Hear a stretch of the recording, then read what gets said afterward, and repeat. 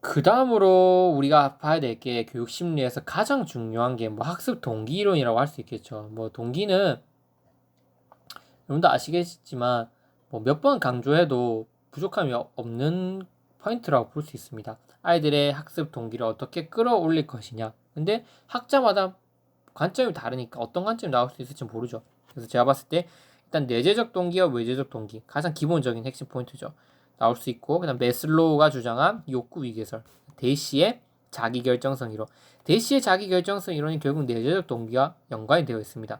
대시의 자기결정성 이론은 결국 내재적 동기를 아이들에게 어떻게 키워나갈 건지, 그리고 그 내재적 동기 중 일부 어떻게 구성되는지 그 부분을 다룬 거기 때문에 대시의 자기결정성 이론이 내재적 동기와 연관돼서 나올 가능성도 있죠. 그 다음에 기대가치 이론, 그 다음에 귀인 이론, 자기가치 이론, 성취동기 이론, 성취목표 이론, 이런 부분들이 학습자의 특성과 연관돼서 충분히 동기 이론으로 시험에 출제될 수 있는 요소들이다, 이렇게 볼 수 있습니다.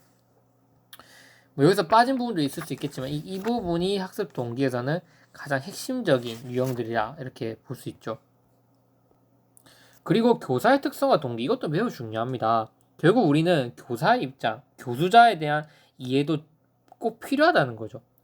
교육심리에서 다루는 게 학습자에 대한 이해, 이것도 중요하지만 우리는 교사로서 학습자를 가르쳐야 되기 때문에 교사가 일반적으로 가지고 있는 특징, 교수자의 이해도 매우 중요하다는 거죠. 그 중에서 가장 중요한 게 꼽으라고 한다면 바로 교사의 기대와 교사의 효능감입니다. 칭찬도 넣어놨겠지만 교사 기대, 교사 효능감, 이 두 가지가 가장 중요한 교사 특성이라고 볼 수 있고 시험에 나올 확률도 매우 높다는 거죠.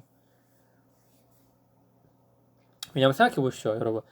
교사가 어떠한 기대라고 한 건 뭐냐면 학생들에게 어떻게 아이들을 이끌어 나갈 수 있느냐, 그거에 대한 기대감에 따라서 아이들의 동기가 달라질 수 있다는 거예요. 즉 교사가 나는 쟤를 내가 원하는 위치만큼 이끌어낼 수 있어, 이렇게 저 아이는 공부를 잘하는 아이니까 이 정도 수준까지 할 수 있을 거야, 저 아이는 맨날 공부 안 하고 뒤집어 자니까 저밖에 못할 거야, 기대를 어느 정도 하느냐에 맞추어 놓는 설정에 따라서 아이들이 그 수준에 머물 수밖에 없습니다. 왜냐하면 교사가 상호작용해 주는 거, 또 교사가 발표하는 기회를 주는 거, 시간을 기다려 주는 거, 이게 교사가 학생들에게 가지고 있는 기대에 따라서 다 정해질 수 있다는 거죠. 그래서 이렇게 교사가 가지고 있는 기대감, 학생들에 대한 기대감이 아이들의 동기에 영향을 미칠 수 있다. 중요하죠. 교사 효능감은 내가 아이들을 변화시킬 수 있느냐 없느냐에 대한 그런 믿음입니다. 그 부분도 교사가 동기, 가르치는 거에 대해서 매우 큰 영향을 미치죠. 이런 교사분들이 있어요. 아무 필요 없다. 교육은 결국 가정 배경이 다 결정하는 거고 아이들 타고난 거다. 우리 그냥 아이들 그냥 교사가 할 수 있는 거는 그냥 큰 문제 없이 그냥 아이들이 이게 사회생활 하는데 적응하고 하는 거지, 그냥 우리가 할 수 있는 거 없다, 이렇게 돼버리면 효능감이 낮아지면 교수 자기 스스로의 어떤 발전도 안 하게 됩니다. 무슨 말이냐면 자기 개발 안 하게 되죠. 어차피 내가 해서 아이들 변화시킬 수 없는데 다 타고난 거 결정된 건데, 가정 배경에서든 지적 특성 능력에서 결정난 건데 우리가 뭐 아무리 열심히 노력해봤자 거기서 거기다 이렇게 얘기해버리면 자기 연수도 안 하고 자기 개발도 안 하겠죠. 그래서 그런 부분들, 자기 효능감이 낮은 상태의 교사를 어떻게 효능감을 높여 나갈 것이냐, 그런 부분들을 시험에서 저는 물어봐야 된다, 이렇게 생각을 합니다. 그리고 학습자 입장에서 자기 효능 이론, 이거는 앞에서 말씀드린 것은 교사의 효능감이라면 학습자의 자기 효능도 매우 중요하죠. 내가 이 문제를 풀어낼 수 있을 것이냐에 대한 나의 스스로에 대한 믿음, 그것이 동기에 영향을 미칠 수 있다는 거예요. 그래서 이러한 부분들, 동기 부분들은 지금 시험에 많이 출제되지 않았지만 그래도 교육 심리를 구성하고 있는 가장 큰 핵심 포인트 중에 한 부분이기 때문에 꼭 보고 한 번쯤은 보고 가셔야 되고, 이 이론에 대한 어떤 예시들 그리고 충분한 이해도, 그걸 가지고 계셔야 됩니다. 그래서 문제 바로 적용시킬 수 있겠죠. 그 다음으로 또 중요한 거는 바로 학습자의 발달입니다. 정말 중요하죠. 학습자 발달은 이제 개론서를 보면 두 가지로 나눠 놓고 있어요. 정의적 발달과 인지 발달로 나눌 수 있죠. 그래서 우리 인간은 이제 정의적 영역의 특성, 어떤 감정적인 특성, 성격적인 특성으로 을 가지고 있는 것과 인지, 어떤 이성적인 사고, 판단, 이런 것을 두 가지로 나눠 볼 수 있는데, 정의적 발달 영역에서 시험에 나올 수 있는 게 뭐냐? 뭐 프로이드의 성격 형성 이론, 그다음 에릭슨, 마샤의 자아정체감, 콜버그의 도덕성, 길리건, 셀만의 사회 조망 수용 이론, 이 부분들 과연 나올 수 있을까? 이렇게 생각해봤을 때 각 이론들이 조금 어렵습니다. 따지고 보면 어려운 부분들이 있고, 또 성격적 측면 형성이 과연 나올 수 있을까 생각을 하겠지만, 그래도 정의적 영역이 지금 이 교육적 측면에서 계속적으로 강조되고 또 중요하다고 되는 이 상황에서 또 교육학적 내용을 알아야 된다면 이 이론들이 핵심을 이루고 있기 때문에 우리가 안 보고 넘어갈 수는 없겠죠. 그래서 저한테 가장 중요한 걸 만약에 물어본다면 전 에릭슨이라고 생각했는데 에릭슨이 이미 시험에 나와버렸습니다. 그래서 그 다음으로 뭐 마시아나, 콜버그, 그 다음에 뭐 셀만 이렇게 중요하다고 저는 생각을 하죠.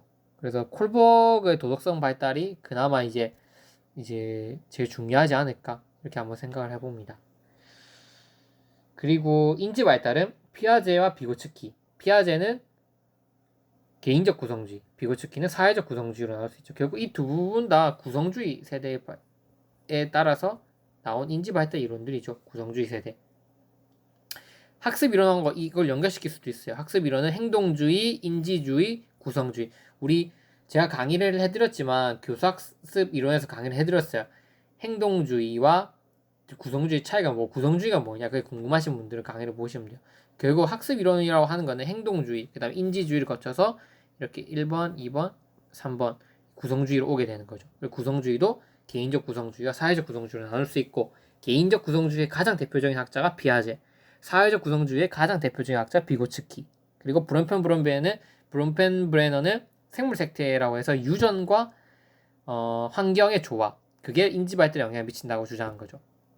그래서 브론펜브레너 이 생물이라고 하는 거 유전, 생태라고 하는 거 환경, 그래서 생물 생태학적 접근 이론이라고 하는 겁니다. 브론펜브레너는 인간의 인지 발달에 영향을 미치는 거는 이렇게 유전과 환경이다. 그래서 그 부분에 대한 이론.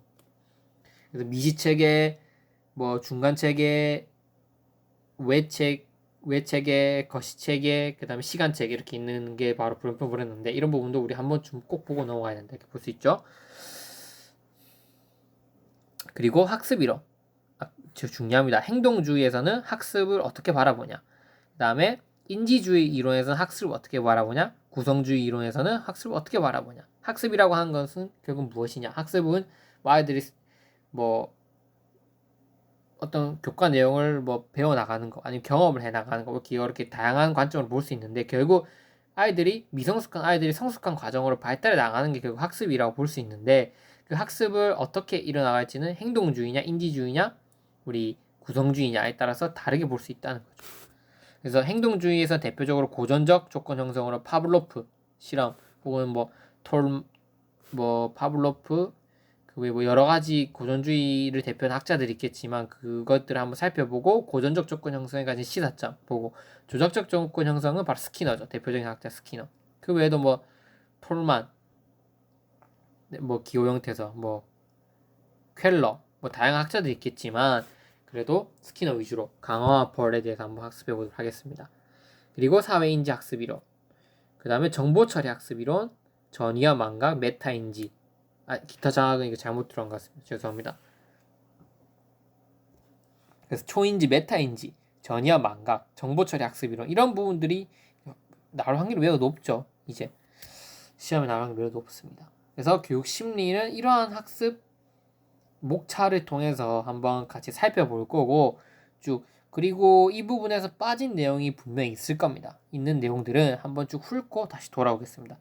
그 훑기 전에 궁금한 내용들이 있다면 카페에 여러분들 글 남겨주시면 그 내용은 이렇게 이해하시면 좋겠다 제가 남겨드릴게요. 그래서 기본적으로 우리 이 부분은 꼭 보고 가자는 겁니다. 아마 대부분 교육학 강사분들도 이 정도는 아마 다 다루고 넘어가실 것 같아요. 그래서 그 부분을 핵심 요소를 한번 뽑아봤습니다. 그래서 우리 첫 번째 강의 스탠버그의 3원 지능 이론부터 오늘 들어가야겠죠. 그래서 한번 다 같이 학습해 보도록 합시다.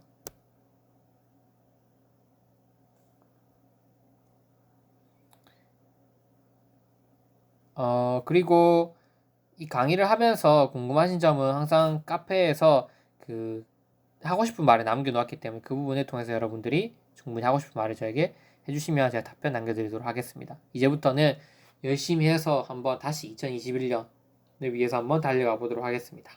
네, 감사합니다.